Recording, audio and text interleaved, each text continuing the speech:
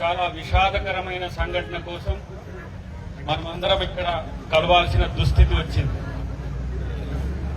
అఖిలపక్ష నాయకులందరూ కూడా ఈ సమస్య పట్ల ఇంత సీరియస్ గా స్పందిస్తున్నారంటే నిజంగా వాళ్ళ యొక్క కమిట్మెంట్ కు నిజంగా అభినందనలు కాదు కృతజ్ఞతలు చెప్పాల్సిన బాధ్యత ఉంది మిత్రులారా మా అందరికీ.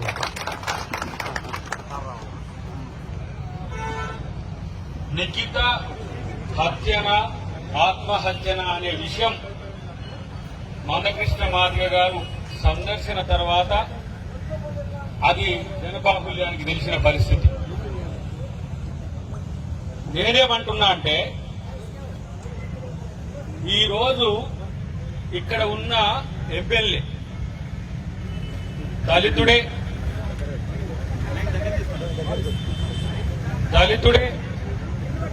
రెండు పెట్టాలనా? కరెంట్ లేదు కాబట్టా? బాలరాజు కరెంట్ లేదా?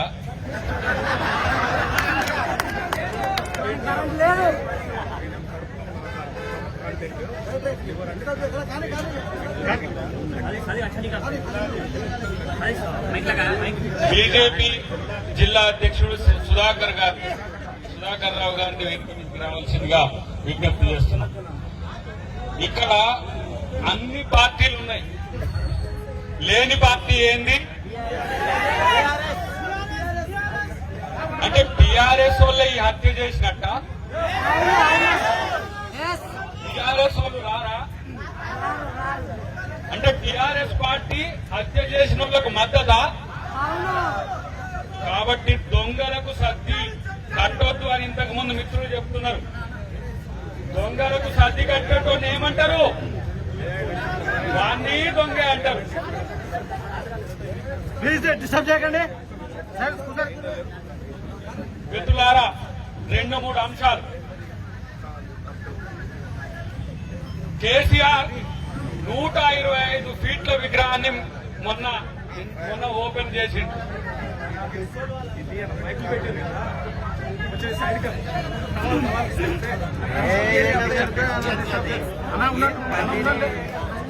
నూట 25 ఫీట్ల విగ్రహం పెట్టిండు కాక 125 ఫీట్ల విగ్రహం పెట్టి మమ్మల్ని 125 ఫీట్ల లోతుకు తొక్కేస్తుడు కాక ఇప్పుడు ఇక్కడ. అరే బేవకూఫ్ కేసీఆర్, నీ చెంచాలు చూడు ఎట్లా ఉన్నారో ఇక్కడ. ఈ దరిద్రుడు బాలరాజు లెక్క ఉన్నారు చూడు ఇక్కడ. నీ ఎమ్మెల్యేలు గాని, నీ మంత్రులు గాని, నీ ఎంపీలు గాని ఒక్కరు మాట్లాడుతున్నారా కేసీఆర్? ఒక్కరు. ఒక ఆడబిడ్డ, మైనారిటీ బిడ్డ చచ్చిపోతే మాట్లాడడానికి గొంతు లేకపోతే మీకెందుకురా గొంతులు? దరిద్రులారా మీకు. ఎవరి మీద ఎగరడానికి మీకు గొంతులు? ప్రతిపక్షాల మీద ఎగరడానికి, ఎవరైతే ప్రజాస్వామ్యవాదులు వాళ్ళ మీద ఎగరడానికి మీకు గొంతులు ఉన్నాయా? వాడు మాట్లాడతారు. నిన్న నా స్థానం మాట్లాడతాను. అరే నీ గడ్డకొచ్చిన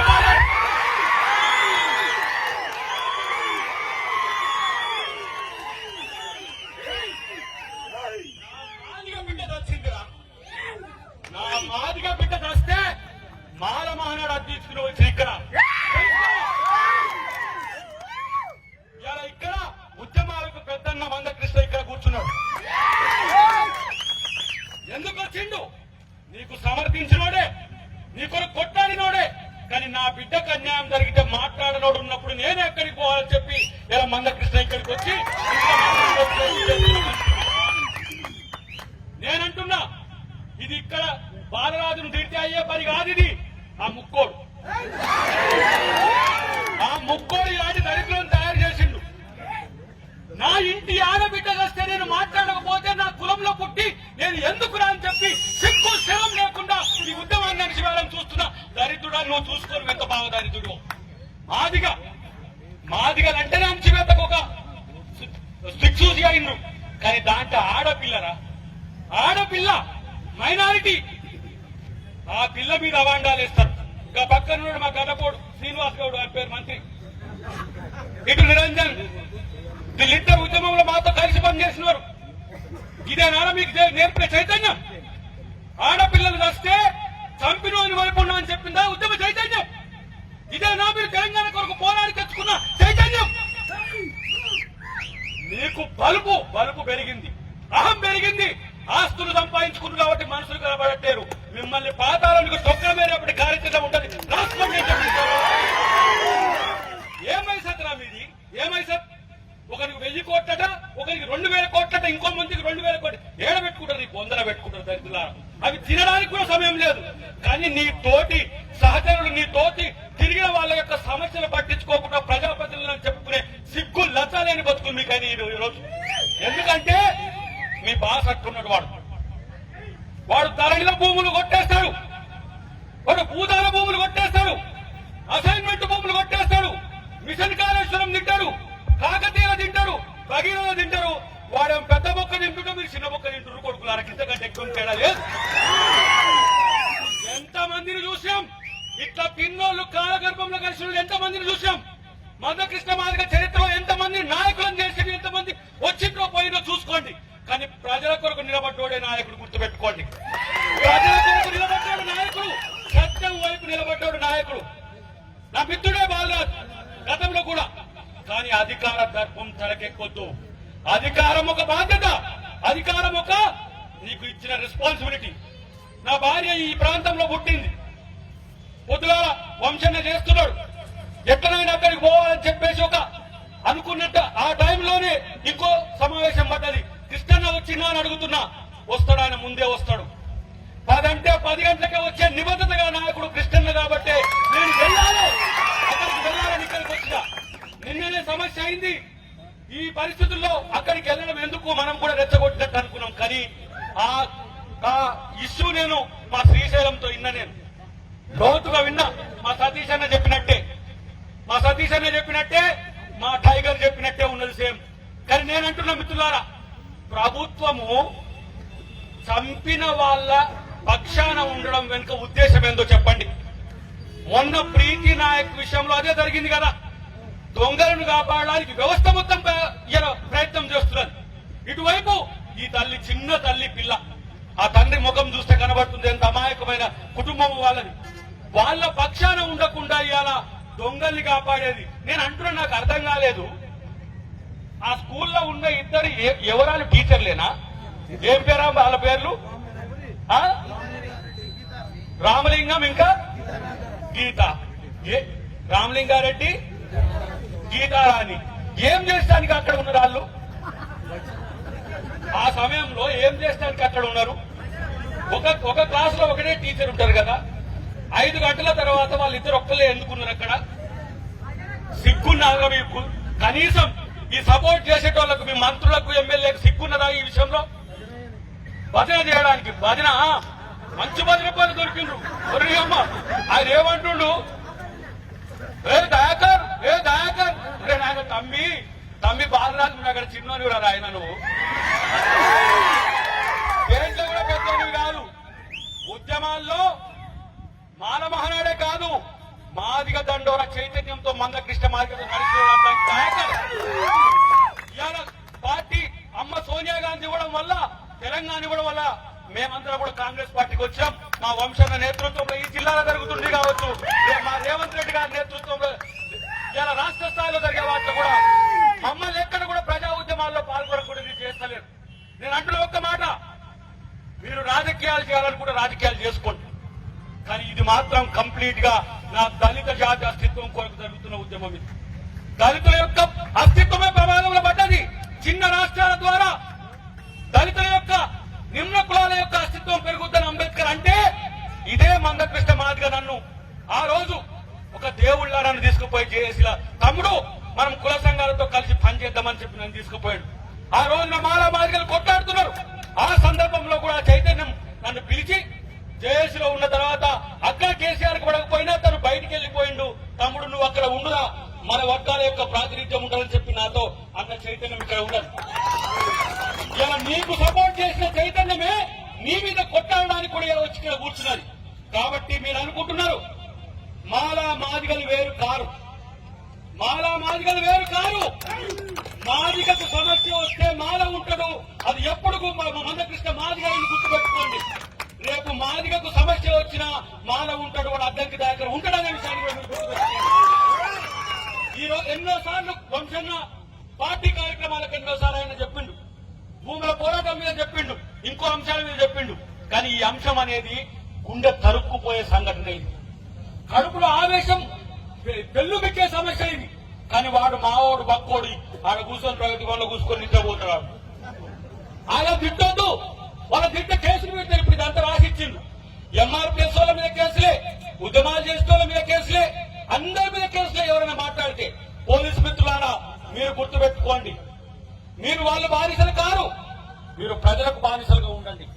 ప్రజల కోసం మీరు ప్రజల జీతం తీసుకుంటున్నారు. ఇలా ఆయన సీఐగా ఏపిస్తేనే ఇక్కడికి ఇప్పుడు కొత్త సిస్టమ్ వచ్చింది. పార్వడు వాళ్ళు కూడా ఏం చేయలేరు. తీసుకుని చేయాలంటే మంత్రులు చెప్పాలన్నట, ఎమ్మెల్యేలు రావాలంటే సీఎల్ రావాలంటే ఎమ్మెల్యేలు చెప్పాలన్నట, మండలాధ్యక్షులు పెడితే ఎస్ఐలు వస్తారట. ఇది పరిస్థితి వచ్చింది.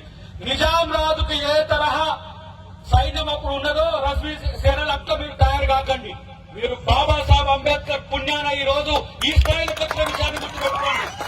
బాబాసాహెబ్ బిడ్డలు ఈ రోజు ఏమంటారు చావుకు దగ్గరైనా కూడా పట్టించుకునే పరిస్థితిలో లేరు మీరు. నేను అంటున్న ఒక్క మాట చివరిగా చెప్పి ముగిస్తా మిత్రులారా. కేసీఆర్ తెలంగాణ వచ్చిన తర్వాత నా వర్గాల ఎమ్మెల్యేలు, ఎంపీలు, మంత్రులు నా ప్రజల కోసం మాట్లాడాల్సిన అవసరం ఉండే, నా ప్రజల కోసం మాట్లాడాల్సిన అవసరం ఉండే. కానీ వాళ్ళను బానిసలుగా మార్చినావు. వాళ్ళను బానిసలుగా మార్చి ఏం చేస్తున్నావు? నా వర్గాల కొరకు పోరాడే వాళ్ళ మీదకే వాళ్ళను ఎదురు పంపుతున్నావు. కాబట్టి నువ్వు మా శత్రువు అని చెప్పి ఈ సమావేశం మీద మేము డిక్లేర్ చేస్తున్నాం. మనం స్టేట్మెంట్ చూసినా ఏంది అని, దళితుడిని ముఖ్యమంత్రి చేయాలని రాజ్యాంగంలో రాసిందా అని అన్నాడు. మరి గువ్వల బాలరాజుని ఎమ్మెల్యే చేయాలని రాజ్యాంగం రాసిందా? మీరు బాలరాజు అంటేనే ఎక్కువ జోష్ వస్తుంది, బాగా వ్యతిరేకత ఉందా? నాకు అర్థం కాదు. 2 సార్లు అధికారంలోకి వచ్చినాక కూడా నీ ప్రేమికులు లేకుండా నీ ద్వేషం పెరిగింది. తర్వాత రాజ్యాంగాన్ని మార్చాల్సిందే. మరో స్టేట్మెంట్, రాజ్యాంగాన్ని మార్చాల్సిందే. మిమ్మల్ని మార్చేస్తే పోతుంది కదా దళితులారా, మిమ్మల్ని మార్చేస్తే పోతుంది కదా. బాబాసాహెబ్ అంబేద్కర్ విగ్రహం 125 ఫీట్ల ఎత్తులు పెట్టడం కాదు. ఆయన స్ఫూర్తిని తీసుకోండి, ఆయన త్యాగాన్ని తీసుకోండి. ఆయన జీవితం మహిళల కోసం వెచ్చించిండు, ఆయన జీవితం బడుగు బలహీన వర్గాల కొరకు వెచ్చించిండు. ఆయన జీవితం త్యాగపూరితమైన జీవితం. మీది దోపిడీదారుల జీవితం. పేదోని నోటి కాడ ముద్ద తినే బతుకులు మీ యొక్క బతుకులేరా దళితులారా? దాని పేరేంటి? దళిత బంధు. దళిత బంధు 10 లక్షలు ఎంత వచ్చినాయా? 8 లక్షలకి 3 లక్షలకి ఇట్లా. ఇక పేదోడికి దళితులకు వచ్చే పైసలు కూడా మీరు దోచుకుంటారు. మీరు ప్రజాసేవకులు ఎట్లయితారు? కాబట్టి మిత్రులారా, ఈ ఉద్యమాన్ని ముందుకు తీసుకుపోండి. ఈ దళిత చైతన్యం ఈ రాష్ట్రానికి అవసరం. మీరు గుర్తుపెట్టుకోండి. దళితులు ఈ రోజు మా వాళ్ళు కూడా చాలా పెద్ద మంది మేధావులు ఉన్నారు. వాళ్ళందరూ కూడా కేసీఆర్ కు ఎంత మంచి చెక్క భజన తీసుకొస్తే మంచిది, ఎంత మంచి కాలాలు తీసుకొస్తే మంచిది, ఎంత మంచి డబ్బులు డోళ్లు కొట్టేంత మంచిది, ఇది తిరుగుతున్నారు. తెలంగాణ ఉద్యమంలో వాళ్ళు పెద్ద మేధావులు. ఆ మేధావులు సైతం పోయి ఇలా బక్కోని కాడ పూజలు చేసుకుంటూ కూర్చుంటున్నారు. నేను కాదనను, బీసీలు కూడా ఉన్నారా? ఇక్కడ చూడండి, నిజంగా ఈడ చైతన్యం చూడండి. ఎస్సీలకు అన్యాయం జరిగితే అక్క బీసీలు అందరూ బీసీ సంఘాలన్నీ కూడా ఇక్కడ కలిసి వచ్చిన పరిస్థితి ఉన్నది. ఉదయం నుంచి కాదు, ఈ మూమెంట్ లో మొత్తం ఉన్నారు. ఇది తెలంగాణ చైతన్యం నేర్పింది. కాబట్టి ఎలాంటి పరిస్థితుల్లో ఆ అమ్మాయికి న్యాయం జరగడమే కాదు, భవిష్యత్తులో ఏ అమ్మాయికి కాదు ఎవరికి కూడా ఇలాంటి అన్యాయం జరగకుండా చూడాల్సిన బాధ్యత ఉంది. నేను అంటున్న ఒక మాట, ఇక్కడ సామాజిక రక్షకుడుగా మందకృష్ణ మాదిక్ గారిని మనం డిక్లేర్ చేసుకోవాల్సిన అవసరం ఉన్నది. ఈ మాట నేను ఊరికనే చెప్పట్లే. నేను వేసుకున్న మాలమానాడు కండు వేసుకున్నా, ఇగో ఇటు సైడ్ కాంగ్రెస్ జెండా ఉన్నది. నా మిత్రుడు దండోరంలో పనిచేసిండు సతీష్ మాదిగా, అన్నతో పనిచేసిండు. ఇలా బీజేపీ కండువ ఉన్నది. ఏం కండువ ఉన్నది ఇక్కడ? మొదటి నుంచి ఇప్పటి వరకు ఎన్ని పార్టీలు ఎన్ని ఆశలు చూపించినా జాతుల కొరకు పోరాడే ఒక నాయకుడు మనం తనని గౌరవించుకోవాలి. తన కొరకు కూడా వచ్చిన నా మీద అలుగుతాడు, ప్రతిదానికి రావాలంటాడు. మొన్న చెల్లె ప్రీతి నాయకుడు చనిపోయిన రోజు రమ్మన్నాడు. నేను సీతక్క ఆ రోజు ఎయిర్పోర్ట్ లో ఉన్నాం. మనం అక్కడి నుంచి వచ్చినప్పుడు రాయపూర్లో వచ్చినప్పుడు సీతక్క చెప్పింది కూడా. కానీ నేనేదో పనిలో మర్చిపోయినా వీళ్ళిద్దరు పోయింది అక్కడికి. తమ్మి ఇలాంటి సందర్భాలనన్నా మనం కలిస్తే ఒక మంచి మెసేజ్ పోతుందిరా అని చెప్పి మొన్న మందలించినట్టుగా నాకు కనిపించింది. కాబట్టి ఈ సంఘటన విషయంలో నేను రాకపోతే నేను నిజంగా ముద్దాయినైతాను భావించిన మిత్రులారా. మా ఆవిడ కూడా ఫోర్స్ చేసింది, పోవాల్సిందే అక్కడికి. అంత దీనంగా ఉన్న స్థితిని కూడా మానవత్వం లేకపోతే మీరు ఎక్కడి పాలకులు అని చెప్పి ప్రశ్నించడానికే నేను ఇక్కడికి వచ్చిన మిత్రుడా. చివరిగా మిత్రుడా బాలరాజ్, తమ్ముడు కూడా అటలే, మిత్రుడా బాలరాజ్, మన చెల్లె చచ్చింది, నీవేమైనా న్యాయం చేస్తే చెయ్యి, లేకపోతే దుర్మార్గులకు అడ్డం పడకు, దుర్మార్గులను శిక్షించడానికి నువ్వు అడ్డం పడకు. ఇది నా విజ్ఞప్తి. ఈ అచ్చంపేట గడ్డ నుంచి నేను విజ్ఞప్తి చేస్తున్న మిత్రుడికి, మన చెల్లె చచ్చింది, నీకు చేతనైతే సహాయం చెయ్యి, లేదంటే ఆ న్యాయ పోరాటానికి నువ్వు అడ్డం పడకని చెప్పి మీ ద్వారా నేను విజ్ఞప్తి చేస్తూ మీ అందరి ద్వారా జై భీమ్, జై భీమ్, జై భీమ్. హాయ్ ఫ్రెండ్స్, మా టుడే టుమారో యూట్యూబ్ ఛానల్ చూస్తున్నందుకు చాలా థ్యాంక్స్. మరిన్ని లేటెస్ట్ వీడియోస్ కోసం వెంటనే సబ్స్క్రైబ్ చేయండి. అలాగే ఈ బెల్ ని కూడా రింగ్ చేసేయండి. మా నోటిఫికేషన్స్ అన్ని మీ మొబైల్లో వస్తాయి. అలాగే మా